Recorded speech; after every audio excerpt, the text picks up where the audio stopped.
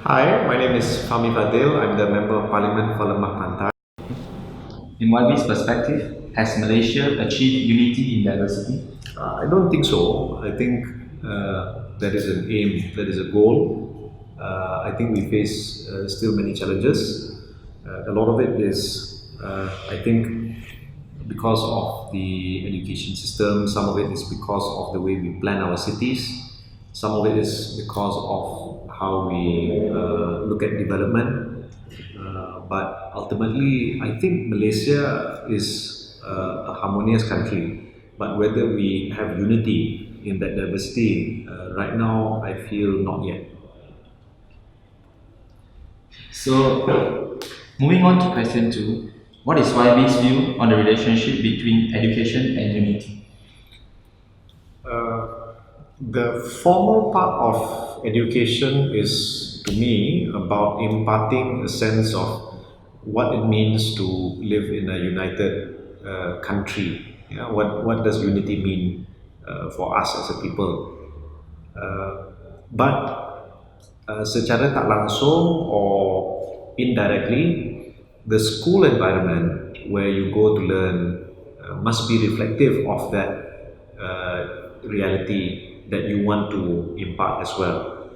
So it's very important, I think, in order for us to cultivate unity, that we don't only learn about it, but we live it. Yeah, we live that sense of unity in our everyday lives, especially in schools. Alright, for question three, Vision School is an effort done by the then fourth Prime Minister, Tuan Dr. Mahathir, back in the early 2000s. It actually aims to promote national unity, however, there are only five in Malaysia now. In YB's perspective, what is the main reason for the ineffectiveness of this program?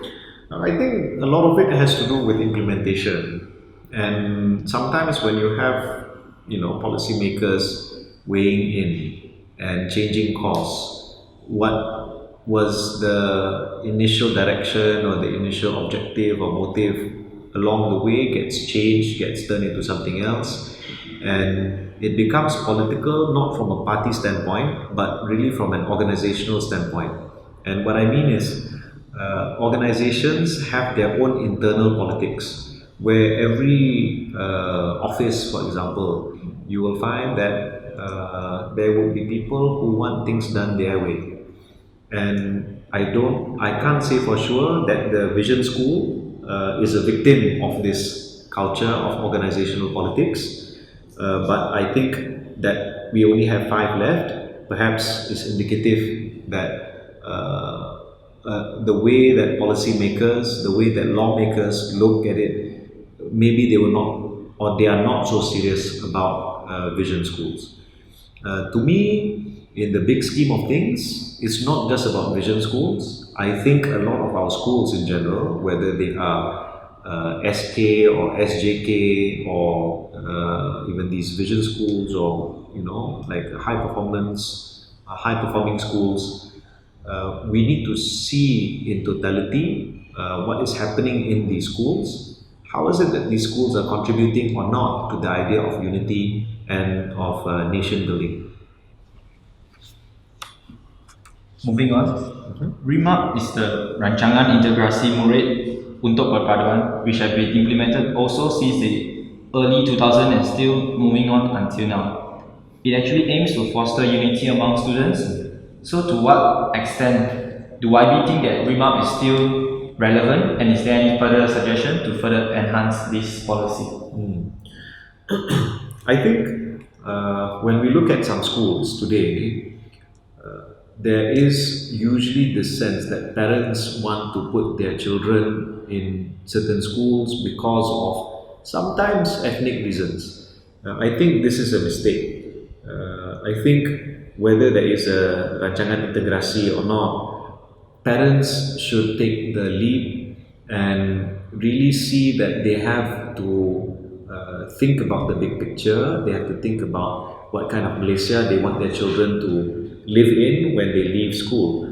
To me, I feel that perhaps REMAP has not achieved its goals, and perhaps to enhance this policy or to actually reach the objectives, we need to have some interventions in the schools, and that can be done by, for example, involving the local community or looking at having some kind of specific NGO that goes to the schools to talk about unity or to explore ways to cultivate or propagate unity. And I think the headmasters or headmistresses and the pengetuas also play a very important role, that they need to be acclimatized, they need to be well aware of how they can actually help to instill unity among their school population. In certain areas, maybe that general geographic location has only people from one ethnic group. It may not necessarily be so, but I think through activities like with inter-school, for example, when you have sporting activities, perhaps what can be done is you can have a competition between the various types of schools, the SK, SJK, even the SRA, Sekolah Rendah Agama, and in that way you can actually experience each other through the medium of sports. Perhaps that would be one thing that I would look to enhance this policy. We're going to change a bit for question 5 because you mentioned parents and community, so I'll just ask about private sector. Speaking about parents and the community, there's also other relevant sectors such as the private sector. How essential is private sector in cultivating the idea of unity to the students? I think private sector may not have such direct impact on the students because the schooling environment doesn't always allow them to be part of that. But to some extent, if these private sectors are located near these schools, for example, if you're talking about brickfields and you have a lot of these big multinational companies based at KL Central, and then you have a lot of schools around brickfields, and what they can do is really support programs run by the PIBG or by NGOs that aim to bring students together, particularly with the aim to create understanding, to build trust, and to really understand difference and culture and tolerance among students. I think the private sector can help to fund programs and in that way reduce some of the burden on whether it's the government or public sector, because a lot of the focus oftentimes for public sector is in maintaining the infrastructure for these institutions. Question 6, okay, I can answer. Yeah, question 6. Yes. There are some discussions online about creating only a single education system for both primary and secondary students instead of the current SK and SJK or even the SMK type school. In YB's point of view, is this something important or is it even relevant in the context of unity? But to some extent, I think a lot of policy is good, implementation or execution is poor. So even if you have a very good policy, but you are ill-equipped to execute the policy, you will see failure nonetheless. Even if we have one system, there could be many other things that conspire to create failure, that will make sure that we don't succeed. And to me, it's not perhaps so much about having a single education system, but I think it's to have a single goal for the many different types of schools, which is we must have unity in diversity, and we must reach out to understand the other. The other, of course, is the concept of that which is not the self, not us, not I. And this can happen, as I said, when you have really enlighten headmasters or headmistresses or PIBG, YDPs, or even LPGs, LPS, Lembaga Pengelola Sekolah, for some of the SJK, or even board of governors for some of the mission schools, because when we don't think of ourselves in silos, when schools have other opportunities to interact with each other, I think that is more valuable than the school itself, having a single school system itself. And I use again the example of either some kind of sports activity or some kind of inter-school relationship. Imagine if you brought the argument to you have schools that are all boys or schools that are all girls. So do we want to abolish those as well? I think they have some value. There are parents who want their children to just focus on studies, or you give them that option. But between the schools in one area, you can bring them together so that they have the opportunity to interact with each other. So the all boys schools and the all girls schools and the Tamil schools and the Chinese schools and the national type schools actually have some room, some opportunity to work together, and in that way get to see and understand and appreciate other schools, other systems, other ways of cultures, other ways of living, and build a sense of, in order to have unity, I think you need to have faith. And faith, not in a religious sense, but you need to have faith that there is justice in the system, that the system can support you, that the system will not take advantage or oppress you. And when you see, it doesn't matter what school you go to, but the outcome of the work you do is based on merit, for example. I think these are very important culture or important mindsets to cultivate. What are the challenges faced by the government in their effort to create unity through education? A lot of it is politics, and this is partisan politics. Today we see that there is a lot of identity politics that is being played up. A lot of it is very populist in nature. A lot of it is very ethno-religious and very narrow interpretation at that. And these are challenges because people look up to politicians and political parties for leadership in a country like Malaysia. And when you have those kind of situations, and if these politicians or leaders are not fully aware of the consequences, the impact of what they say, the influence that they have over others, then you might have what I would call a runaway train kind of situation where things get out of hand. And it's very important to approach things based on facts, not on emotion. And in that sense, when you look at, say, education, there's a lot of talk about UEC, for example. And a lot of it, I feel, from those who practice identity politics, to me, it feels a little bit emotive or emotional, as opposed to, these are Malaysians who have a skill set that could contribute to the country. Why not we make it easier for them? But the basis must be that the constitution of the federal constitution is our core principle, our core value that we all understand. This is our document of destiny. This is our social contract, so to speak, and there is no dispute about that. And when it comes to idea of loyalty to the nation, there's no dispute about that. And I think if we can come back to this core belief, I think we would be able to foster unity and avoid the kind of damaging polemics and rhetorics, particularly when it comes to education.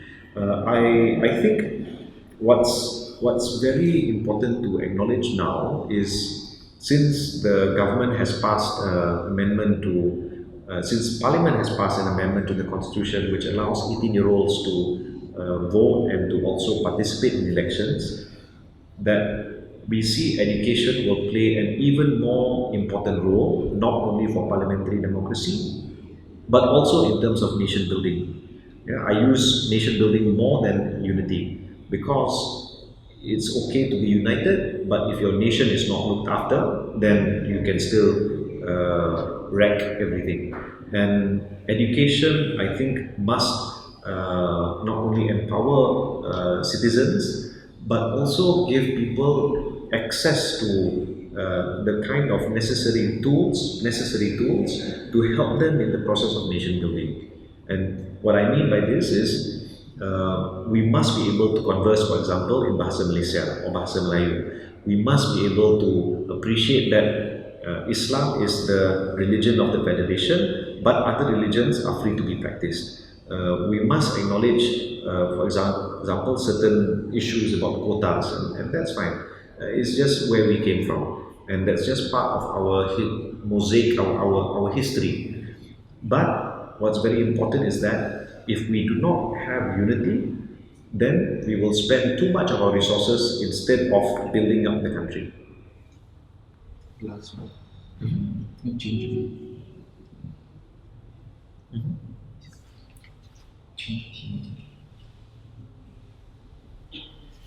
Since YB has mentioned that the federal constitution has been amended for the voting age to reduce from 21 to 18, do you think that the education ministry should emphasize even more on civics education to teach the future leaders, the current and also the current students about this electoral system in Malaysia? Yes, I think this is very important. In fact, I think the project that we must embark on, that we must work on, has to do with language. And the word that I will use is vernacularity. So vernacular, or making these universal values or concepts understood in all the numerous languages that we have in Malaysia. I'm not just talking about Malay, Tamil, Mandarin, but even going down to dialects. Hokkien, Hakka, Teochew, even among the Kadazan Dusun, Iban, Murut, Bajau, even orang asal, orang asli. It's very important because in order for us to have unity, we must share access to the kind of services, to the idea of nationhood and nation building. And in order to do that, what's very important is the sense that whatever language we speak, when we say a word, we understand. The problem with democracy, I feel, is people think that once you cast your vote, that's the end of democracy. Whereas, in actual fact, democracy must be lived and practiced every day. And it's when we have this idea, once you cast your vote, that's it, that is a mistake. So I am, for one, a proponent of making sure that education is one matter. Literacy is a very important concept to have. And what that means is that we are literate in democratic values. We understand why we should be tolerant of difference. We can accept that people can take a different position from us, that within the confines of the law, we can negotiate this difference and find a resolution that will not be detrimental to the community or to the nation. And to translate this into all the different languages, I think that must be a core effort, not only by the government, but also by civil society and political parties. Because when you look at trends across the world, particularly in the developed world, in the West, what we call the West, Western Europe, even America, there's a sense that democracy is decaying, that people feel the people they elected do not represent them. And it's out of that you can see populism comes to the fore. You see in Western Europe, for example, ultra right-wing elements of parties have suddenly gained credibility in elections. But the root of it is the traditional mainstream parties have become so disconnected from the populace, from their voters, that even the idea of enfranchisement, your right to vote, your right to participate, there is a misunderstanding about that. that people feel once you become elected, you can decide everything for your voters. That's not necessarily true. And to me, what's very important is from a young age, we need to know about some core things. As a citizen, what are my rights? What are my responsibilities? What are my duties? As the government, these are the kind of things that the government needs to do on behalf of the people, for the people, and by the people. And what's important is we don't lose out on what democracy should mean to us. So, to me, it's not just about voting, it's about participating in the process of democracy. I think more than, like learning about civics, I think we need to learn about democracy itself. I got one last additional question. In your perspective, should the education ministry be independent from politics and that the education minister is not a is not a politician? Well, the current education minister is not really a politician, he's an academic. I think it's okay for ministers to be politicians. I think it's necessary because I find that in terms of politics, there is a role and there is a place. But there must also be an understanding that it's not about the limits of politics or for politicians, but we have to think about the work that we are doing in terms of its impact on the nation, on future generations. When we have that in mind, then partisan matters, party political matters will be cast aside. Instead, what you will have is a sense that regardless of whoever is in power, we will not play games with the future of the next generation. That in order to fully realize Malaysia's potential as a nation that should be an Asian tiger, we have to have good, solid education. But more than that, we need to make sure that citizens realize their role, responsibility, their rights, their innate ability or capacity, and to realize this innate capacity or ability will give Malaysia a range of new skill sets. How is it that through education that I would say is less politicized, that is focused more on building Malaysia 30, 40 years down the line, can prepare students who leave primary and secondary school with the reality that the economy is changing so rapidly, is being disrupted so greatly by, you call it Industrial Revolution 4.0, you call it any of the other names, but it is fundamentally changing. So education must help us prepare for that uncertain, chaotic future, economically speaking, and we must take advantage of that, and at the same time still preserve unity, fight for it, and still look to efforts to build the nation. Okay. Okay.